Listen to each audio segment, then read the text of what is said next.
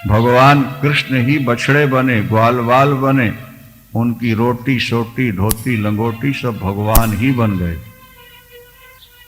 जब ब्रह्मा आए हैं ना, ब्रह्मा को जब मोह हुआ बछड़े चुरा लिए थे, कथा मालूम है ना, तो भगवान स्वयं बछड़े बन गए, ग्वाल वाल बन गए, उनकी रोटी सोटी सब भगवान ही बन गए।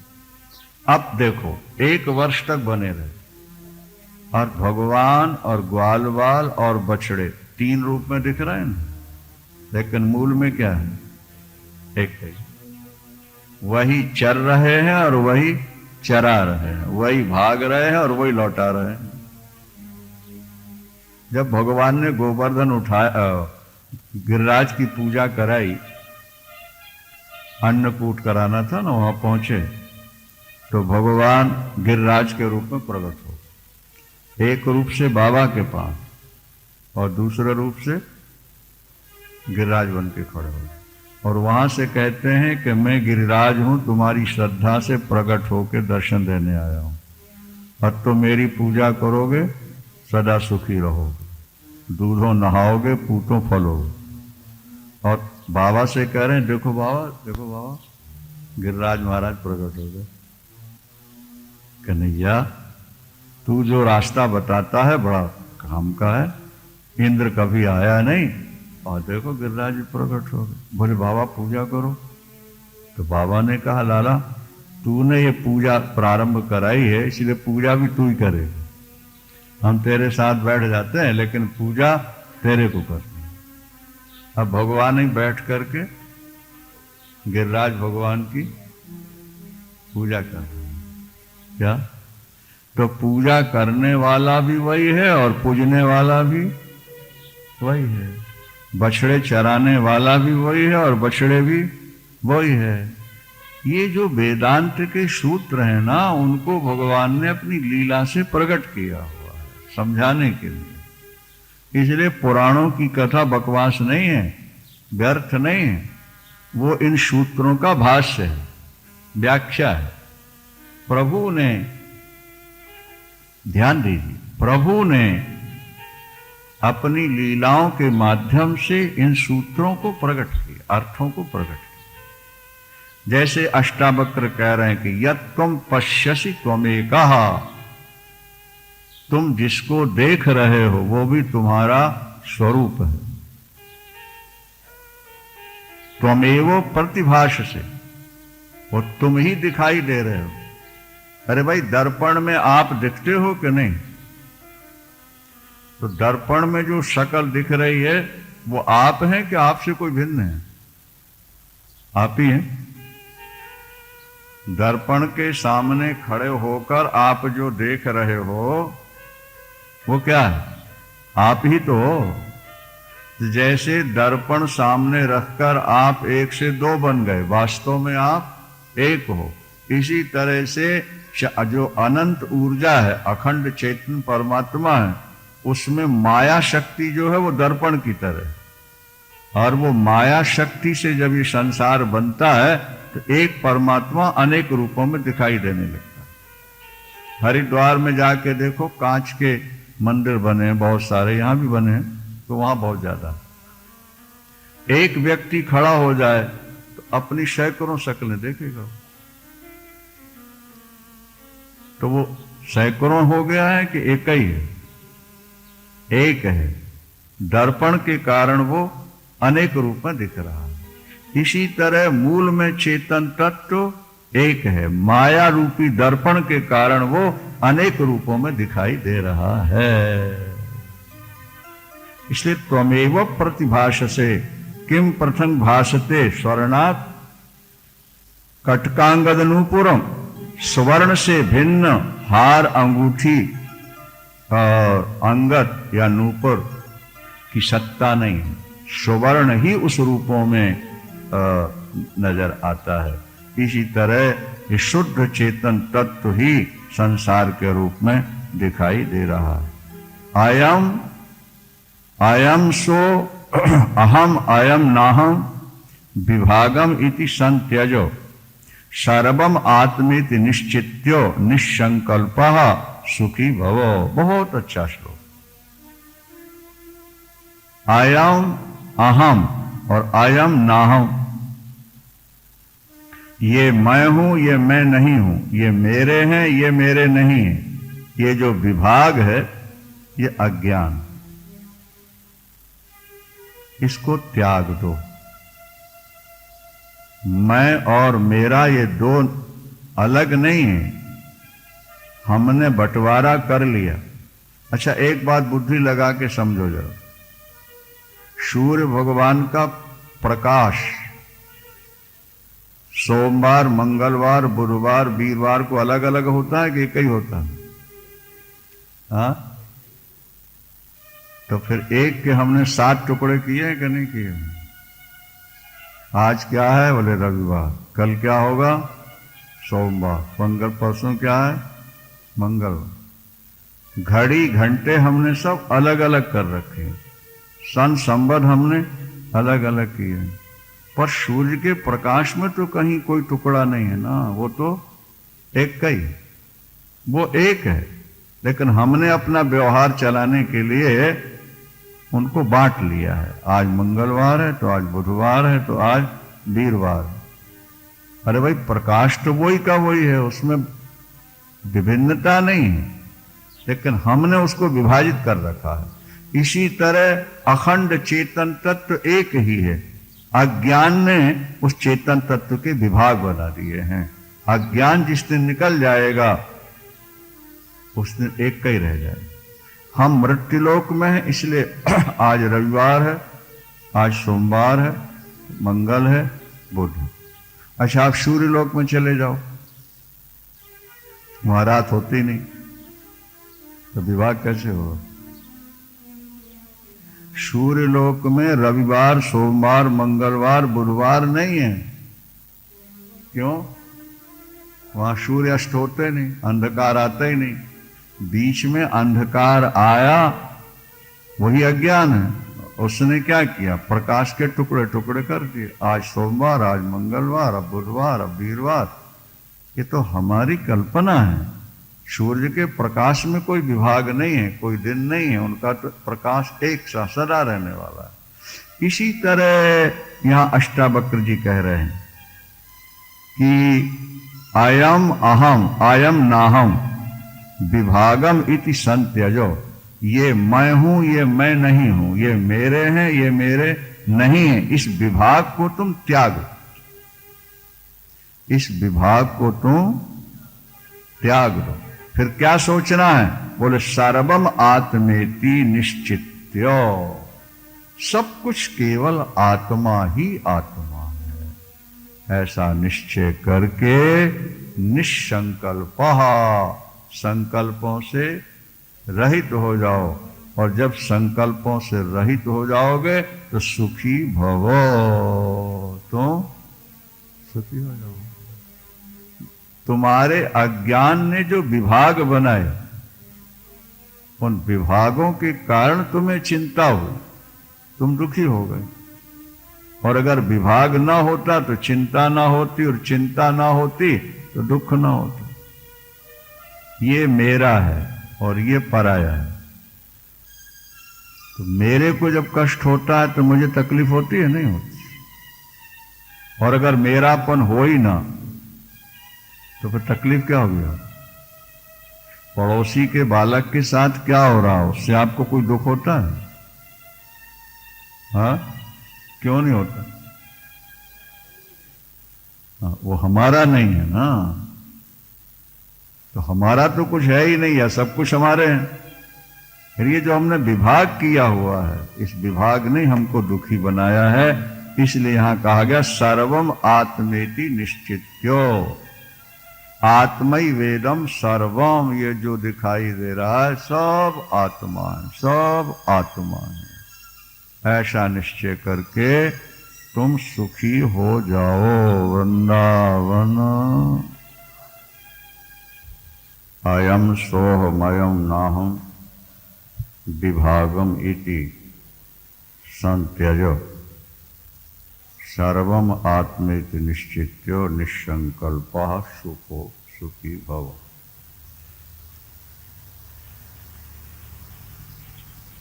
यदि आप सुख चाहते हैं तो विभाग छोड़ दीजिए। यह मैं हूं, यह मेरा है, वो तुम हो और वो तुम्हारा है। ये विभाग मन की कल्पना मात्र है, इसका वास्तविकता से कोई संबंध नहीं। जैसे हिंदुस्तान कहता है कि यहाँ तक हमारी नभ सीमा है, और पाकिस्तान कहता है यहाँ तक हमारी नभ सीमा है।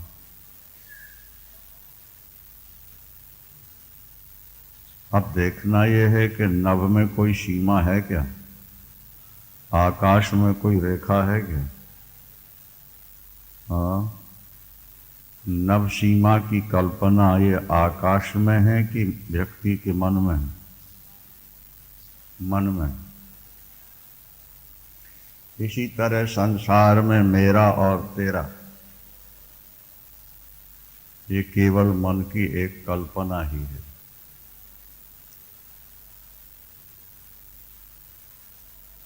जितने शरीर हैं सब पंचभूतों से बने हैं, सारे पंचभूत एक ही हैं।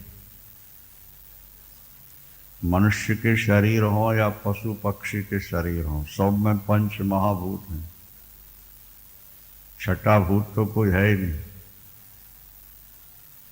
हाँ, और वो पंच महाभूत एक प्रकृति से उत्पन्न है, और प्रकृति एक परमात्मा से उत्पन्न है। तो मूल में एक ही रह गया कि नहीं? मूल में सब कुछ एक है। जब आप पत्ते, शाखाएं, उपशाखाएं, वृक्ष की डालियों को देखोगे तो अनेक नजर आएंगे, लेकिन जब मूल की ओर जाओगे तो एक ही नजर आएगा। एक की ही अनेक शाखाएं। जैसे हम कहा करते हैं कि भाई अग्रसेन तो एक ही थे, और अग्रवाल कई लाख हो गए। समाज को देखोगे तो अनेक लोग दिखेंगे, और मूल को देखोगे तो बोलो एक दिखेगा। स्वयंभू मनु और शतरूपा से ही उत्पत्ति हुई है। उन एक से ही हम सब अनेक बन गए। एक ही अनेक बनता है। वेद में लिखा है एको हम बहुश्यामो प्रजाएयो, मैं एक हूं अनेक हो जाऊं। मैं एक हूं अनेक हो जाऊं। बस ये संकल्प उठा प्रभु में कि वे प्रभु एक से अनेक हो गए। स्वप्न में हम एक से अनेक हो जाते हैं। स्वप्न में हम एक से अनेक हो जाते हैं, क्योंकि स्वप्न में जो कुछ दिखाई दे रहा है वो हमसे भिन्न कुछ भी नहीं है। नदी, पशु पक्षी, मानव दानव, शत्रु मित्र, स्वप्न में जो हमें दिख रहे हैं वो सब हम ही हैं। हमसे भिन्न उनकी कोई सत्ता नहीं। जागृत में हम एक हैं और स्वप्न में हम अनेक हैं। इसी तरह अज्ञान अवस्था में हम अनेक हैं, लेकिन ज्ञान अवस्था में हम एक हैं। अज्ञान विभाजक है। अज्ञान भेद पैदा करता है। जैसा आपने पहले सुना कि सूर्य के प्रकाश में भेद नहीं है। सूर्य के प्रकाश में भेद नहीं है, विभाग नहीं है। सूर्य का प्रकाश तो एक है, हर समय एक ही है, लेकिन जब रात्रि आई तो हमने उसके विभाग कर दिए। आज सोमवार है, कल मंगलवार है, परसों बुधवार है। तो ये सोमवार, मंगलवार और बुधवार की कल्पना हमने की है। सूर्य के प्रकाश में कोई वार नहीं है, वहां तो मात्र प्रकाश है। क्या? और यहां हमने कल्पना इसलिए कर ली कि बीच बीच में अंधकार आया, तो अंधकार के बाद जब प्रकाश आया तो हमने उसका दूसरा नाम रख दिया। फिर अंधकार आ गया, फिर प्रकाश आया तो उसका दूसरा नाम रख दिया। ठीक इसी तरह से हमारा जो अज्ञान है, क्या वही विभाजक रेखा है। यदि अज्ञान न हो तो ज्ञान तो एक ही है। ज्ञान दो तरह का नहीं होता है, ज्ञान एक का ही होगा, चेतन एक ही होगा। उस एक में अनेक की कल्पना ये अज्ञान के कारण हो। ये मेरा है और ये तेरा है। भागवत में एक प्रश्न किया गया है कि तई रे तेषाम अंतरम कियच्छ। पशु, पक्षी, मानव, दानव, इनके शरीरों में सब में पंच महाभूत हैं, फिर भी हमने उसमें विभाग कर लिया, ये मेरा, ये तेरा, ये पशु, ये पक्षी। जब हम पंचभूतों की दृष्टि से देखेंगे तो एक है, और चेतन की दृष्टि से भी देखें तो एक है। फिर अनेकता कहां से आ गई? बोले वो अज्ञान से आ गई। अज्ञान के कारण ये मनुष्य है, ये पशु है, ये पक्षी है, ये मेरा है और ये तेरा है। ये अज्ञान ने कल्पना कर ली। छोटा बच्चा रबर के सांप को देख के डर जाता है, जबकि जवान व्यक्ति देखकर मुस्कुराता है। क्या? क्योंकि जवान में ज्ञान है। रबर के सांप को पहचानने की क्षमता है, और छोटे बच्चे के ज्ञान में ये रबर का सांप है ये समझने की क्षमता नहीं है, इसलिए उसको वास्तविक सर्प समझ के डरता है और भागता है। तो हमारे जीवन में जो डर है, भय है, अशांति है, वो अज्ञान के कारण। यदि अज्ञान न होता तो भय नाम की कोई वस्तु ही न होती। हम जा रहे थे कहीं, रास्ते में एक ठूंठ खड़ा हुआ है। ठूंठ समझते हो नहीं? सूखी हुई लकड़ी, 7 फुट की मोटी, वो ठूंठ भूत नजर आ गया। बड़ा हट्टा कट्टा है,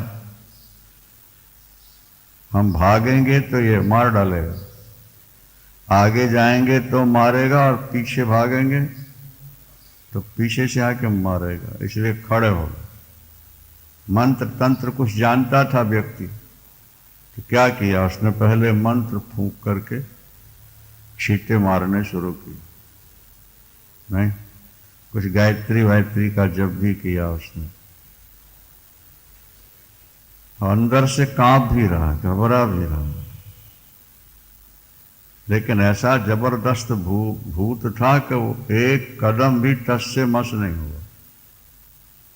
तांत्रिक महोदय को अपने मंत्रों पर पूर्ण विश्वास था, और आज सारी रात मंत्रों का प्रयोग हुआ, लेकिन वो टस से मस नहीं हुआ। ये कोई जबरदस्त भूत है। हमारे मंत्रों से तो बड़े बड़े भूत भाग गए, और ये नहीं भाग रहा, इसका मतलब ये कोई जबरदस्त है और ये मार सकता है। इतने में प्रातःकाल थोड़ा थोड़ा प्रकाश होने लगा, और जब पूर्ण प्रकाश हुआ अरे ये तो भूत नहीं है, ठूठ है, सूखी लकड़ी है। भाई भाग गया कि नहीं भागा? हाँ, तो ठूठ को भूत के रूप में दिखा देना ये प्रकाश का काम था कि अंधकार का काम था? अंधकार का काम था। इसी तरह से एक शुद्ध चेतन तत्व में नानात्व दिखा देना, अनेकता दिखा देना, ये हमारे अज्ञान का चमत्कार है। अज्ञान माने अंधकार, बाहर उसको अंधकार कहते हैं, अंदर उसको अज्ञान कहते हैं। अज्ञान का मतलब ज्ञान की कमी, वो अज्ञान कहलाता है। और अज्ञान ही हमको दुख देता रहता है। इसीलिए अयम सोहमयम नाहम विभागम इति संत्यजो। अष्टावक्र जी कहते हैं कि तुम विभाग को छोड़ दो, ये मेरा है, ये तेरा है। कंकड़ चुन चुन महल बनाया, लोग कहें घर मेरा रे, ना घर मेरा ना घर तेरा, चिड़िया रैन बसेरा। ये तो चिड़िया रैन बसेरा है, सारा दिन चिड़ियाँ यहाँ वहाँ दौड़ के चारा चुगती हैं, दाना खाती हैं। रात्रि आई, एक पेड़ पर सब एकत्र हो गए, प्रातःकाल हुआ, चिड़ियाँ चहचहाती अपने अपनी दिशा की ओर उड़ जाती हैं। जीव भी ये परिवार में, इस घर रूपी पेड़ में आकर के रहता है, और जिसकी आयु पूर्ण होती जाती है वो चलते जाते हैं। यहाँ कोई अपना नहीं है, ये सब सपना। तुलसीदास जी ने कह दिया कि उमा कहो मैं अनुभव अपना, उमा कहो मैं अनुभव अपना, किस्सा तो हरि भजन जगत सब सपना। सत हरि भजन जगत सब। भोले बाबा कहते हैं मेरा अनुभव जाना हुआ है, देखा हुआ। क्योंकि भोले बाबा के जीवन में तो लाखों बार सृष्टि और प्रलय हो चुके हैं। हमारे सामने न सृष्टि हुई है और न हमारे सामने प्रलय होगा, नहीं। इसलिए हम भटके हुए हैं। हम सोचते हैं दुनिया सत्य है, लेकिन जिन्होंने देखा है ये संसार गायब हो गया, संसार नाम की कोई चीज ही नहीं रही, और फिर बन गई, और फिर चली गई, फिर बन गई। भोले बाबा ने लाखों बार देखा, इसलिए वो कहते हैं मेरा अनुभव है। अनुभव का मतलब मेरा देखा हुआ है। उमा कहो मैं अनुभव अपना, सत हरि भजन जगत सब सपना। यहां मेरा और तेरा कुछ नहीं है। तुलसीदास जी लिखते हैं कि मेरा और तेरा, इसी का नाम माया है, और इसका मूल अज्ञान। यदि अज्ञान न होता तो मेरा और तेरा न होता, और मेरा और तेरा ना होता तो तनाव ना होता, तो चिंता ना होती, तो समस्या ना होती। मैं और मोर तोर तय माया, और यही बस कीने जीवन काया। मैं और मोर, तोर तय माया, इसी का नाम माया। माया भावात्मक है, मन के अंदर बैठ के वो भाव पैदा करती रहती। मेरे तेरे की भावना माया ने ही जगाई है, हर एक में जगाती है। चिड़िया अंडा देती है, मेरा है, वो समझ लेती है, उसको सेकती है, फोड़ कर बच्चा निकालती है, वह स्वयं भूखी रहकर दाना मुंह में लाके एक शेरनी को देखा कि उसने एक जानवर को पकड़ा, गर्दन से मरोड़ा, मर गया। और उसकी गर्दन पकड़ के वो घसीटती हुई ला रही थी। कहाँ ला रही थी? जहां उसके बच्चे थे। और काफी दूर से उसको उठा के घसीट के लाई डिस्कवरी में भी, और बच्चों के सामने लाके छोड़ दिया और दूर जाके बैठ गई और फिर देख रही है ये खा रहे हैं कि नहीं खा रहे। स्वयं भूखी है, बच्चों के लिए ला। ये नेचुरल है, ये स्वाभाविक है। प्रकृति जो है वो अपना काम कर रही है, और प्रकृति की हां में हां मिलाते रहोगे तो प्रकृति में ही रह जाओगे। नहीं समझे आप बात? अब प्रकृति की हां में हां न मिलाकर अपने स्वरूप को समझ लोगे तो प्रकृति से पार हो जाओगे। मन में जो भाव आते हैं हम उनको पूरा करेंगे तो आप हमेशा प्रकृति में रहेंगे, ये बात ध्यान रखना। और जब आप प्रकृति की बात नहीं मानेंगे, प्रकृति के स्वभाव के विरुद्ध जब आप झंडा गाड़ देंगे तो प्रकृति तुम्हें छोड़ देगी। विवेकानंद जी ने लिखा कि मैं काशी गया, कुछ बंदर मेरे पीछे लग गए, मैं भागा, और जितनी तेजी से मैं भागा उतनी तेजी से बंदर मेरे पीछे दौड़े। तब तक किसी ने कहा स्वामी जी भागो नहीं तो पीछे से पकड़ के काट लेंगे। खड़े हो जाओ और पत्थर उठाने का अभिनय करो, भाग जाएंगे। विवेकानंद जी लिखते मैं खड़ा हो गया, और जब मैं खड़ा हुआ तो वो भी खड़े हो गए, और जब मैंने पत्थर उठाने का अभिनय किया सारे भाग। क्या? प्रकृति जो कह रही है, प्रकृति ने जो हमारा स्वभाव बना दिया, हम उसकी हां में हां मिला के चलेंगे, प्रकृति में ही रहेंगे। और प्रकृति के विरुद्ध जब हमने झंडा गाड़ दिया, मन भी प्रकृति से पैदा है ना भाई, तो हर व्यक्ति सजातियों की ओर झुकता है। पत्थर कहां से पैदा होता है? जमीन से। ऊपर फेंको, कहां जाएगा? अंत नीचे आएगा। क्यों आएगा? बोले उसका अपना है। पत्थर वहीं से पैदा हुआ इसलिए वो वहीं आएगा। अच्छा ज्योत जलाओ आप तो ऊपर जा रही, उल्टा कर दो मसाल को, ऊपर हो। पत्थर नीचे क्यों आता है और ज्योति ऊपर क्यों जाती है? बोले ज्योति की उत्पत्ति सूर्य से है, अग्नि की उत्पत्ति सूर्य से है, इसीलिए ज्योत जलाओगे ऊपर जाती है, वो अपने कुल से मिलने के लिए दौड़ती है। और पत्थर जमीन से पैदा हुआ इसलिए ऊपर उछाला आपने, जितनी शक्ति से उछाला वहां तक तो गया, फिर नीचे आए। तो मन हमारा किससे पैदा हुआ? बोलो प्रकृति से। तो उसका रुझान किस तरफ होगा?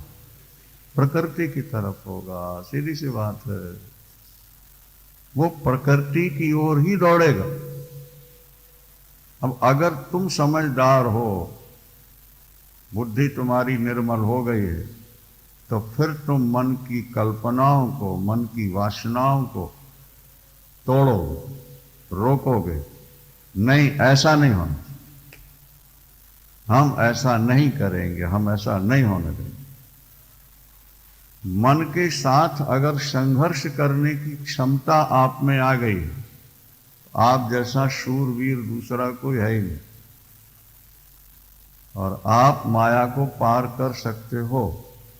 पर यदि आपके मन में यदि आपकी बुद्धि में मन के संकल्पों को रोकने की क्षमता नहीं है तो आप माया से कभी पार हो ही नहीं सकते, कभी नहीं हो। हमारा मन जो कहेगा हम वही करेंगे, बस आप वहीं पड़े रह जाएंगे। वृंदावन, हमारा मन जो कहेगा हम वही करेंगे। ध्यान दो बात, नहीं। भगवान कृष्ण ने भागवत में कहा कि घोड़े को सिखाने वाला जो सईस होता है वो घोड़े की लगाम पकड़ता है एक हाथ से और दूसरे हाथ में चाबुक रखता है, चलाता है। जब कदम व कदम ठीक चलता है तो पीठ ठोकता है, शाबाश, बहुत बढ़िया, शाबाश। और जरा उसने कदम लड़खड़ाई, चाबुक दिया जोर से, तनमना जाता है घोड़ा, फिर ठीक चल रहा। ठीक चलेगा तो शाबाशी देता है, पीठ ठोकता है, और लड़खड़ाया, चाबुक लगा। भगवान कृष्ण ने भागवत में कहा, ऊढ़ो, जब तक तुम सईस नहीं बनोगे, मन को घोड़ा नहीं समझोगे, और जब तक विवेक का चाबुक नहीं रखोगे, तो क्या विवेक का चाबुक है, ऐसा नहीं होगा, ऐसा नहीं करेंगे, ये चाबुक। इंद्रियों को, शरीर को हम दंड देंगे, मन को दंड देंगे, यदि ये गलत रास्ते में जाने को तैयार हुआ तो। क्या? तब तो तुम पार हो जाओ। मन के पार, जो मन के संकल्पों के पार चला गया वो प्रभु को पा गया। मन के पार, जब मन के पार तुम जाओगे तो परमात्मा ही शेष मिलेगा तुम। एक गोदाम में कोई व्यक्ति पहुंचे, एक शिष्य गुरुजी से बार बार कहते थे, गुरुजी भगवान का दर्शन कराओ। नहीं, गुरुजी भगवान का दर्शन कराओ। वो कहते थे, बेटा जिस दिन तुम खाली हो जाओगे उसी दिन भगवान तुम्हें मिल जाएगा। गुरुजी मैं तो खाली हो चुका हूं लेकिन अभी भगवान नहीं देख। गए, घूमते हुए गोदाम था उनका, और गोदाम में बोरे भरे पड़ रखे हुए अनाज। दरवाजा खोला, गुरु ने कहा, बेटे गोदाम में क्या दिख रहा है? बोले बोरे भरे दिख रहे हैं गुरुदेव। आकाश है कि नहीं? यहाँ है, दिखाओ। बोले गुरुजी बोरे हट जाएंगे तो दिख जाएगा। बोले तेरा जो दिल है, मन है, ये भी गोदाम है, और उसमें तेरे संकल्पों की, इच्छाओं की, वासनाओं के बोरे भरे पड़े। ये बोरे अलग कर दे। निकाला, अब आकाश, बोले सामने। आकाश को लाना नहीं है, आकाश का जो आवरक बना है, आवरण बना है, उसको हटाना है। इसी तरह ईश्वर को बुलाना नहीं है, पाना नहीं है, वो तो प्राप्त ही है। नित्य प्राप्त में अप्राप्ति का भ्रम है, क्योंकि हमारे मन में इच्छाएं, वासनाएं, कामनाएं भरी पड़ी हैं। तो इच्छाओं और वासनाओं के कारण जब हम अंदर देखते हैं तो भगवान नजर नहीं आता, वो इच्छाएं ही प्रबल होकर के दिखाई देने लगे। अच्छा, और एक और मजे की बात सुनो, जब तुम ध्यान में बैठो या पूजा में बैठो ना, तो जो बातें कभी याद ना आई हो वो उस समय आने लगती। गड़े मुर्दे उखड़ने लगते, पुरानी पुरानी बातें याद आती। यह आपका अनुभव है ऐसा कि नहीं? जब ध्यान करने बैठो या पूजा करने बैठो तो पुरानी बातें आने लगती। ऐसा क्यों होता है? ऐसा इसलिए होता है कि जब मन बाहर रहता है तो अंदर मन की जो वासना है वो दबी रहती है। बाहर से तो उसको छोड़ा दिया तुमने, तो अंदर आकर के अंदर की फाइल ने खोलना शुरू करता है, तो वो जो पुरानी पुरानी बातें हैं वो ताजी बन के सामने खड़ी होने, और तब हम घबरा जाते हैं कि हम तो भगवान का ध्यान करने बैठे और ये संसार याद आ रहा है। इसलिए शास्त्रों ने बार बार कहा कि तुम एक तो वैराग्यवान बनो और दूसरे तुम अभ्यास करने वाले बनो। संसार से वैराग्यवान हो जाओ। जो थोड़ा बहुत कचरा है वो ध्यान करते समय जब आए तो घबराओ नहीं, ये समझ लो कि पुराना कचरा हमारे अंदर से बाहर जा रहा है, इसको जाने दो, पकड़ो नहीं, उसके बारे सोचो नहीं, आता जाए भूलते जाओ, आता जाए भूलते जाओ। समझ में आ रहा है कि नहीं आ रहा है? कोई बात आई ध्यान में, छोड़ दिया, फिर दूसरी आ गई, छोड़ दिया। जैसे तैराक अपने हाथों से पानी को पीछे धकेलता है तो स्वयं आगे बढ़ता है, इसी तरह हमारे मन में जो बस बातें आए उनको हम पीछे धकेलें, उनको हम छोड़ते जाएं, भूलते जाएं, तो हम आगे बढ़ते जाएंगे। और एक दिन ऐसा समय आएगा कि पुराना कचरा जब सारा निकल जाएगा तो तुम्हारा हृदय शुद्ध हो जाएगा, निर्विकार हो जाएगा, और उसमें परमात्मा का प्रकाश होगा। मेरा और तेरा ये कुछ नहीं, इसी का नाम माया है। पशु पक्षियों में भी मां मेरा तेरा दिखता है? नहीं दिखता। कुतिया अपने पिल्ले को तो चाटती है और दूसरा पिल्ला आ गया तो उसको काटती है। तो मेरा और तेरा है कि नहीं? बोलो। और हम भी वैसे ही हैं कि अपनों से प्यार करते हैं, दूसरों से नफरत करते हैं। तो कुतिया की बुद्धि में और हमारी बुद्धि में अंतर क्या रहा? हाँ, वृंदावन में एक रिक्शा चलाने वाला भी कह देता है ये भगवान है बांके बिहारी। क्या ये भगवान? और हम भी कहते हैं कि ये भगवान। तो हमारे और उसके ज्ञान में अंतर क्या रहा?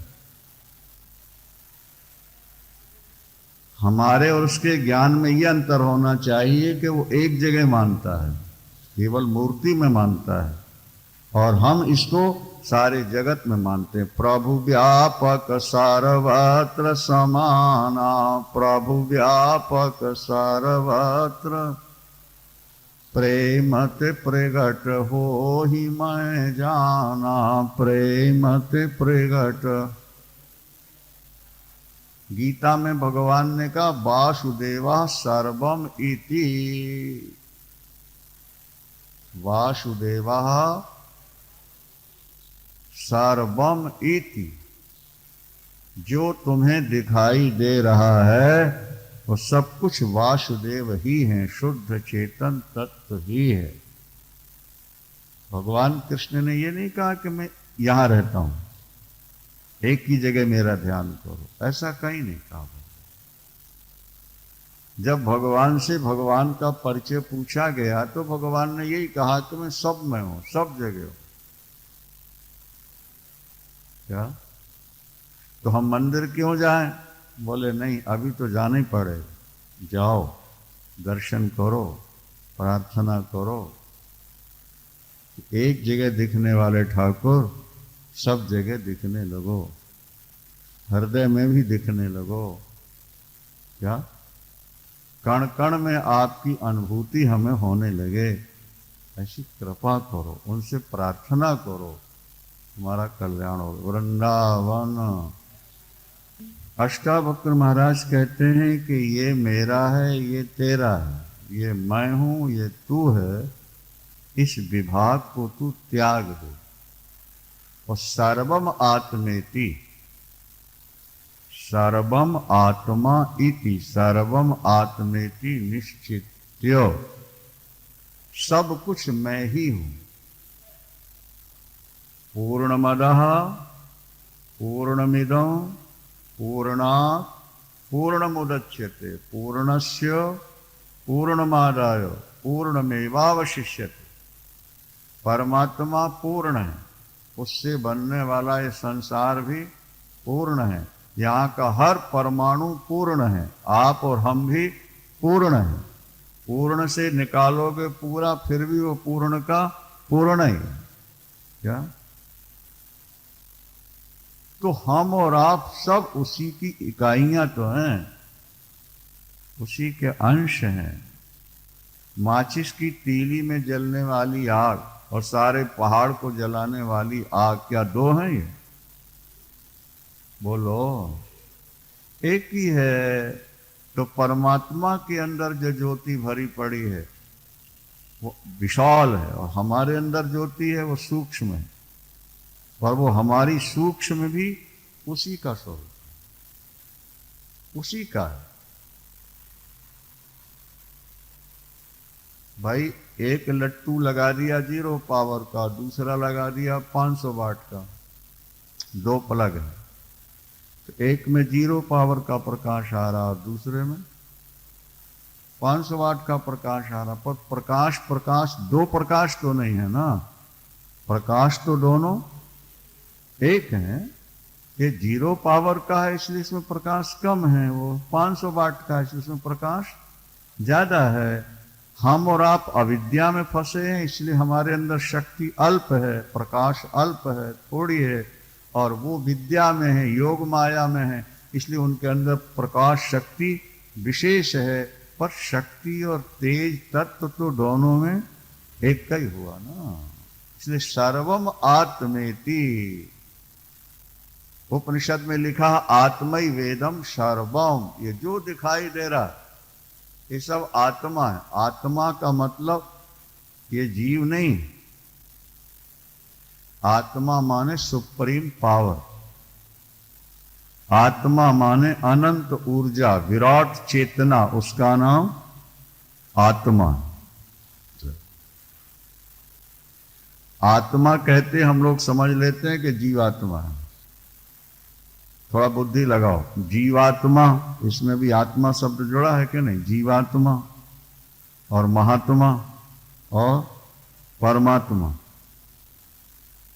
तीनों में आत्मा है नहीं? जीवात्मा, महात्मा और परमात्मा।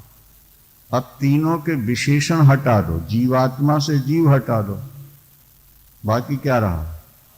अच्छा, महात्मा से महा निकाल दो और परमात्मा से परम हटा दो, केवल आत्मा रह गया। जब उपाधि है तो जीवात्मा, महात्मा और परमात्मा कहलाता है, और जब उपाधि नहीं रह गई तो वो केवल आत्मा।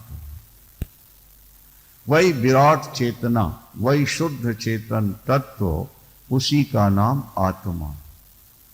और सर्वम आत्मेति यहां लिखा है, जो कुछ तुझे दिखाई दे रहा है ये सब कुछ केवल आत्मा है। आत्मा इति निश्चित्य, ऐसा निश्चय कर ले। अच्छा, आप बांके बिहारी का दर्शन करने गए तो सही अर्थों में ये बताओ कि आपने आंखों से भगवान को देखा कि मूर्ति दिखाई दी आपको?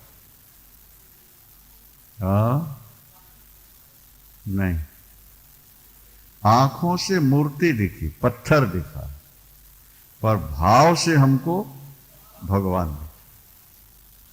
आंखों ने भगवान को नहीं देखा, आंखों ने तो मूर्ति देखी, लेकिन हमारे भाव ने भगवान को देखा। हम कहेंगे हम भगवान का दर्शन करके, हम वैष्णो देवी का दर्शन करके, और दर्शन क्या किया? 3 पिंडियां रखी हैं वहां, 3 पिंडियों का दर्शन किया और बोले हम वैष्णो माता का दर्शन करके आए। ये हमारा भाव है।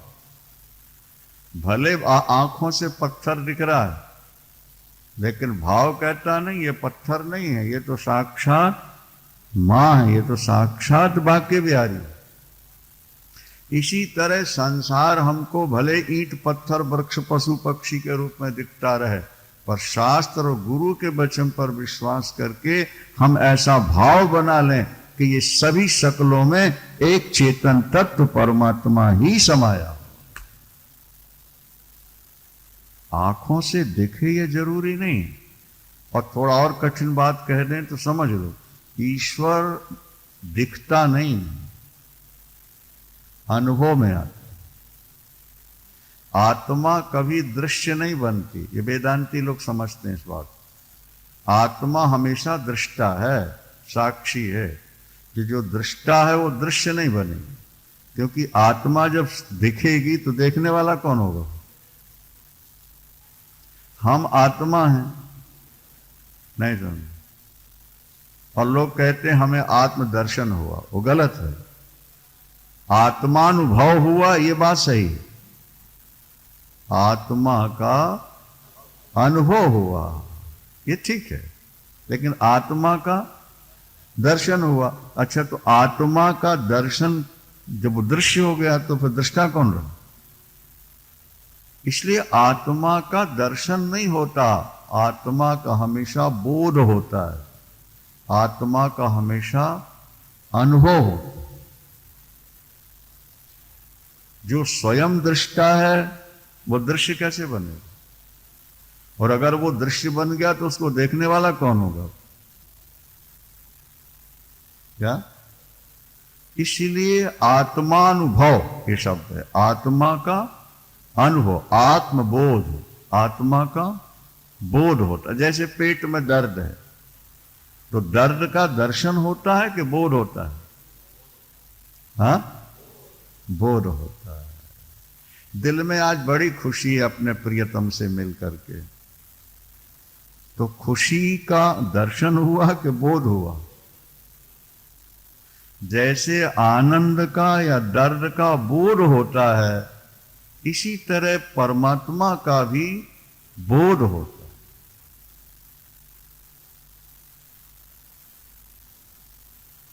और हम जैसे बैठ गए और हमारे मन में कोई विचार नहीं है, कोई इच्छा नहीं, कोई महत्वाकांक्षा नहीं, कोई वासना नहीं, कुछ पाने की इच्छा नहीं।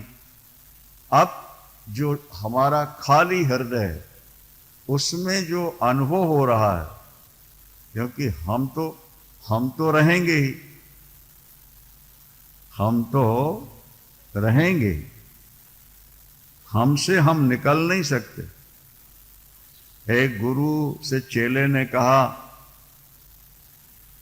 मैं क्या हूं गुरुदेव?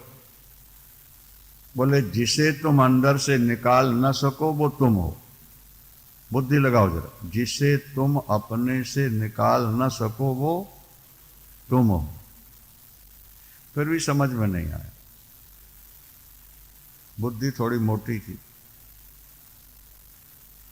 गए उसके यहां, उसने कहा गुरुदेव ये आपके लिए कमरे हैं सारे सारे। तो जब उन्होंने शोरूम देखा तो बोले ये अच्छा है, लेकिन इसमें हम तब रहेंगे जब सारे ये सामान तुम अपने खिलौने बाहर करो। बोले एक एक सामान सब फटाफट उठा निकाल के। गुरुदेव कमरा खाली हो गया, कुछ रहा तो नहीं उसमें? बोले कुछ नहीं रहा। बोले आकाश तो है, उसको भी निकाल दो। बोले गुरुदेव आकाश कैसे निकलेगा? सामान तो निकल सकता है, आकाश नहीं निकलेगा। बस बोले बेटा यही तेरे प्रश्न का उत्तर था। तू अपने हृदय से जो संस्कार भरे हुए हैं उसको निकाल दे, पर तू अपने से अपने को नहीं निकाल सकता। भाई पत्नी मेरी है ये भाव निकाल दे, बेटा मेरा है ये भाव निकाल दे, मैं धनवान हूं, विद्वान हूं, गुणवान हूं, ये सारे भाव तू निकाल दे, लेकिन अपने को कैसे निकालेगा? तो सारे भावों को निकाल के जब अभाव रूप तेरे अंदर हो जाए, उस अभाव में शून्य अवस्था में तुझे अपने स्वरूप का बोध होगा कि मैं कैसा हूं। और वही उस समय तुझे सच्चित आनंद का अनुभव होना शुरू हो जाए। पदार्थों के माध्यम से हम आनंद ले रहे हैं, इसलिए हमें ऐसा लगता है कि पदार्थों से ही आनंद मिलता है, पदार्थों में ही आनंद है। नहीं समझे बात को?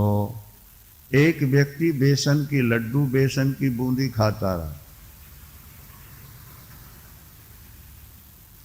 समझते हो ना? बेसन के लड्डू और बेसन की बूंदी, बर्फी, उसने कभी चीनी देखी नहीं थी जिंदगी, तो वो बेसन को मीठा मानकर बेसन की बूंदी और लड्डू खा रहा। और जब कोई पूछता था कि मिठास, तो कहता था ये मिठास ये। और जब उसके सामने चीनी लाकर रखी गई,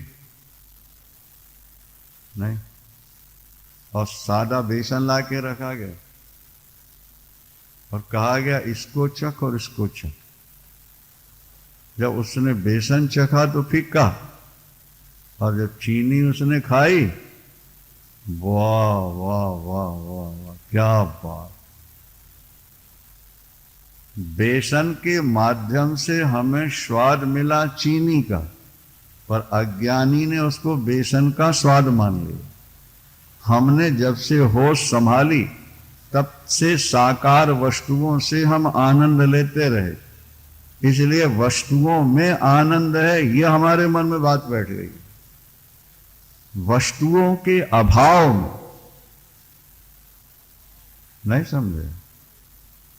जब हम केवल रह जाएं, हमारे अंदर केवल हम ही रह जाएं, कोई संकल्प ना रह जाए, नींद भी ना, विचार भी ना उठे, वो तुम्हारा अपना स्वरूप है और वो आनंदमय होगा।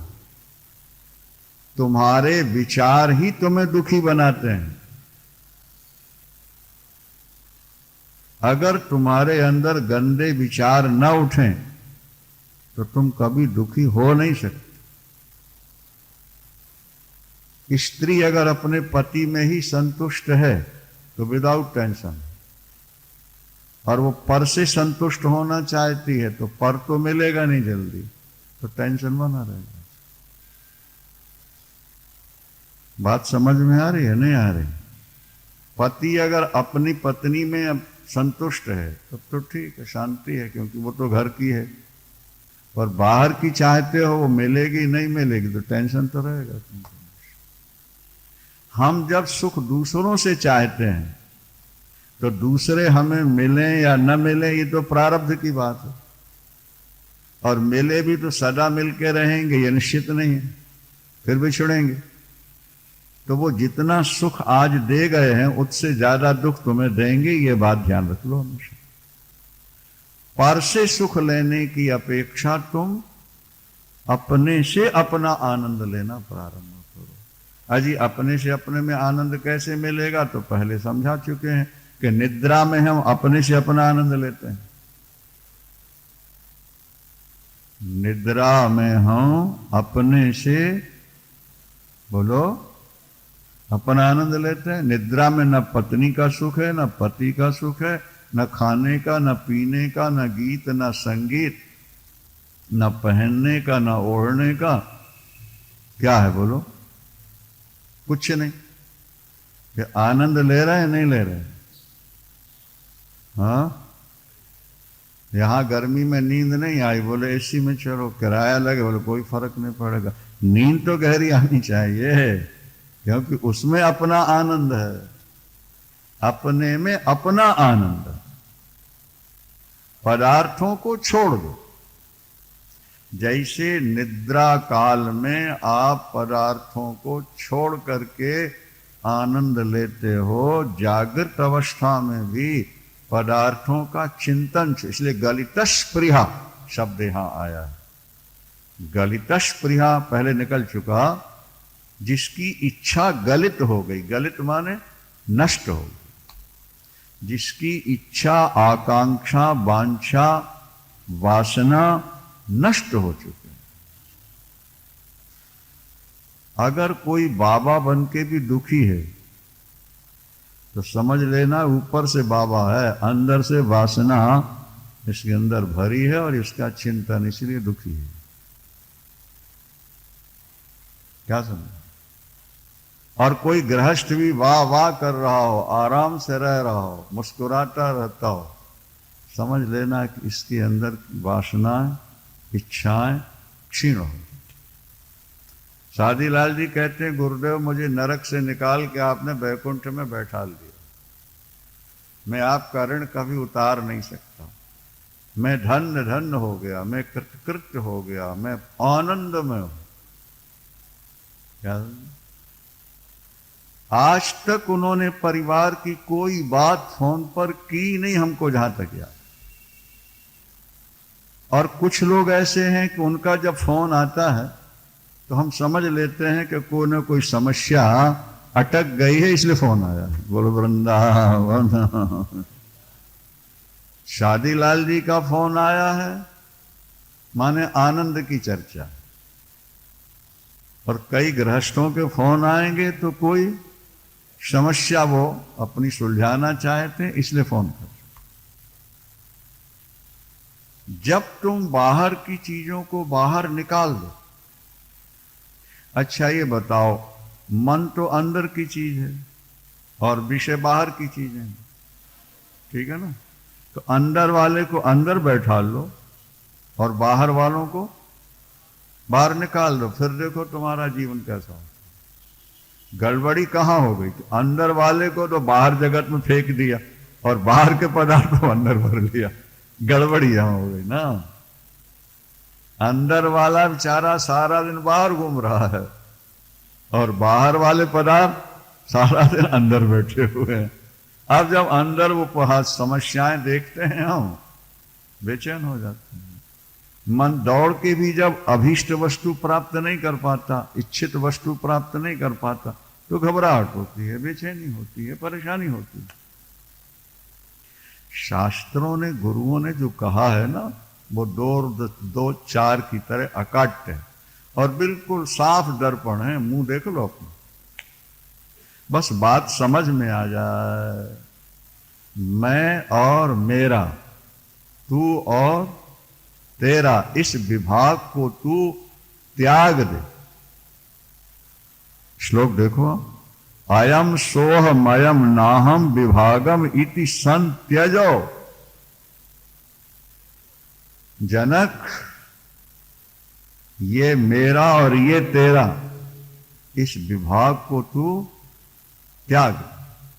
सर्वम आत्मेति, सब कुछ आत्मा है, परमात्मा है। इति निश्चित्यो, ऐसा तू निश्चय कर ले। और निसंकल्प, तू संकल्पों से रहित हो जा।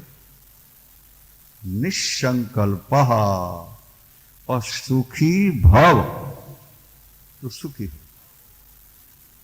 जहां तेरे संकल्प निकले वहीं तू सुखी। अच्छा बताओ, निद्रा में क्या संकल्प? कुछ पाने की इच्छा है, कुछ प्राप्त हो रहा है? ना कुछ प्राप्त हो रहा है और ना प्राप्ति की कोई आनंद ही आनंद। 4 बजे आंख खुल भी गई, भजन करो, थोड़ा और सो। अंदर से मन कहता है थोड़ा, और बाबा थोड़ा जो हुआ तो 6 बज गया, फिर तो आराम चले गया। तो आंख खुलने के बाद फिर वहीं जाने की प्रवृत्ति, इच्छा क्यों है? इसलिए कि बाहर की अपेक्षा वहां आनंद ज्यादा है। इसलिए आंख खुलने के बाद भी मणिराम कहते हैं अंदर। देखो, मन बाहर जाना नहीं चाहता, ये बात बुद्धि में नोट कर लो।